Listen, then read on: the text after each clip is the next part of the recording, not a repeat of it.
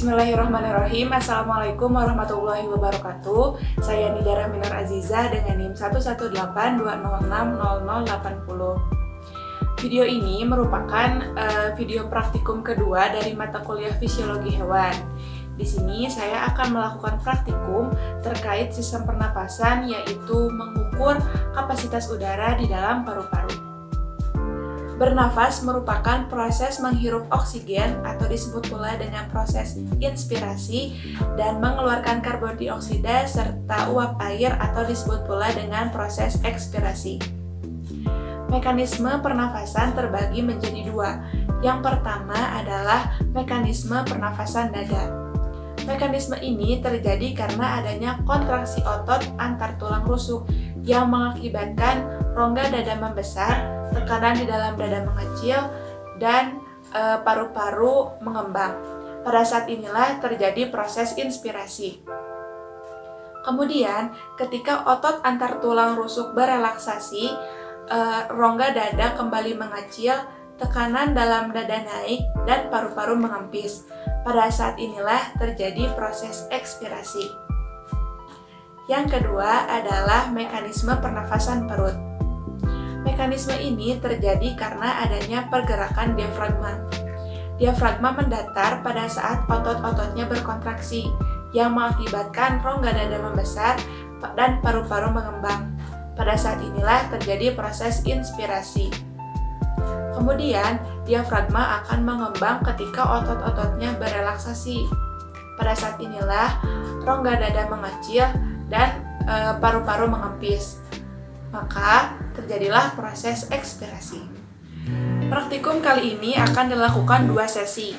Sesi pertama dilakukan ketika paru-paru ada dalam keadaan normal, sedangkan sesi kedua dilakukan ketika paru-paru ada dalam keadaan setelah berolahraga. Halo guys, nah untuk mengukur kapasitas paru-paru kita, yang pertama kita perlu mempersiapkan alat dan bahan. Di antaranya ada galon kecil, di sini udah aku isi air sebanyak 4 liter. Yang kedua ada selang kecil, aku bilangnya ini selang bangunan. Lalu ada spidol dan juga ada kertas untuk menandai tinggi air dalam galon dan ditempel menggunakan double tip. Yang terakhir aku lupa videoin, di sini juga aku pakai wadah atau baskom besar. Ini fungsinya untuk mewadahi galon nanti saat dibalikan.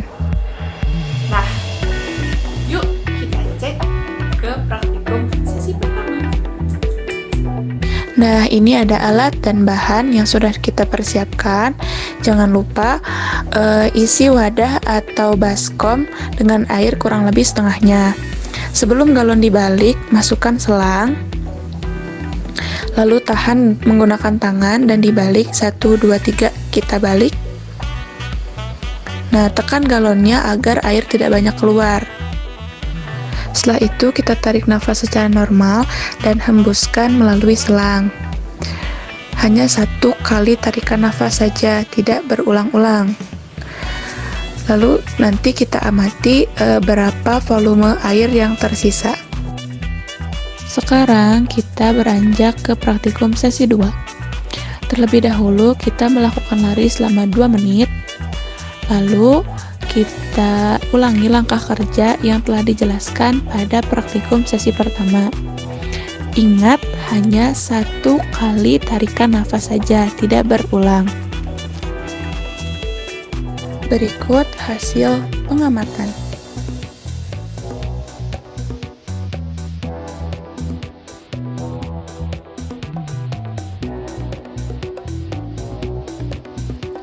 Data hasil pengamatan tadi dibuat tabel agar lebih mudah melihatnya.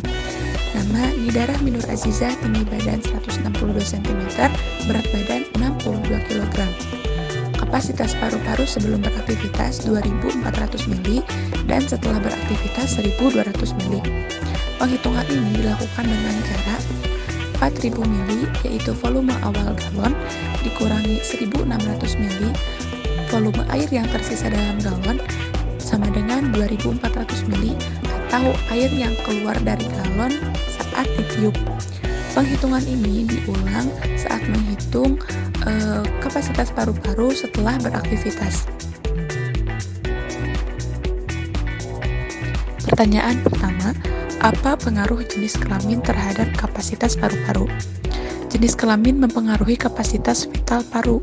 Volume dan kapasitas paru-paru pada wanita kira-kira 20-25% lebih kecil daripada pria. Kapasitas vital paru-paru rata-rata pada pria dewasa kira-kira 4,8 liter dan wanita dewasa 3,1 liter.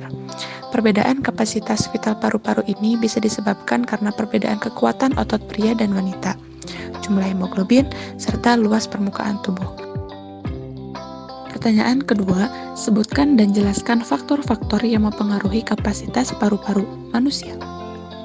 Kapasitas vital paru dipengaruhi oleh beberapa hal, yaitu umur, jenis kelamin, kondisi kesehatan, riwayat penyakit dan pekerjaan, kebiasaan merokok dan olahraga, serta status gizinya. Kapasitas paru-paru berkurang pada penyakit paru-paru, penyakit jantung yang menimbulkan kongesti paru, dan pada kelemahan otot pernafasan. Faktor-faktor tadi dijelaskan dalam slide selanjutnya.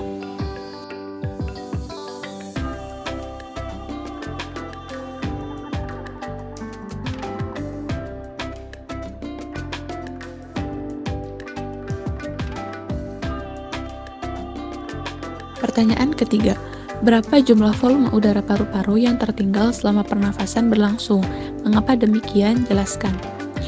Volume yang tertinggal selama pernafasan berlangsung merupakan volume residu, yakni sekitar 500-1000 ml. Udara residu ini berfungsi untuk mempertahankan saturasi oksigen di dalam paru-paru, dan jika tidak ada, maka akan terjadi denaturasi yang menyebabkan pingsan. Pertanyaan keempat, apakah yang dimaksud dengan udara tidal?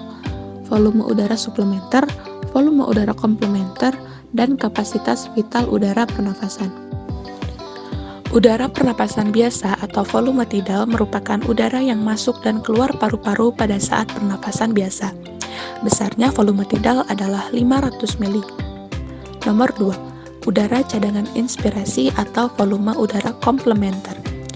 Volume udara komplementer merupakan udara yang dapat dimasukkan ke dalam paru-paru secara maksimal setelah melakukan inspirasi normal. Besarnya udara komplementer adalah 2.500 sampai 3.000 ml. Nomor 3, udara cadangan ekspirasi atau volume udara suplementer. Volume udara suplementer merupakan udara yang masih dapat dikeluarkan dari paru-paru secara maksimal setelah melakukan ekspirasi biasa. Besarnya udara suplementer adalah 2.500 sampai 3.000 ml.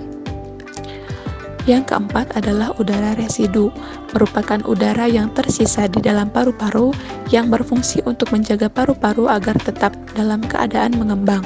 Besarnya udara residu adalah 500 sampai 1000 ml. Kapasitas vital adalah kemampuan paru-paru mengeluarkan udara secara maksimal setelah melakukan inspirasi secara maksimal. Kapasitas vital paru-paru merupakan jumlah total antara volume cadangan inspirasi, volume tidal, dan volume cadangan ekspirasi. Mungkin sekian video yang dapat saya buat, semoga mudah dipahami. Terima kasih, sampai jumpa di lain video.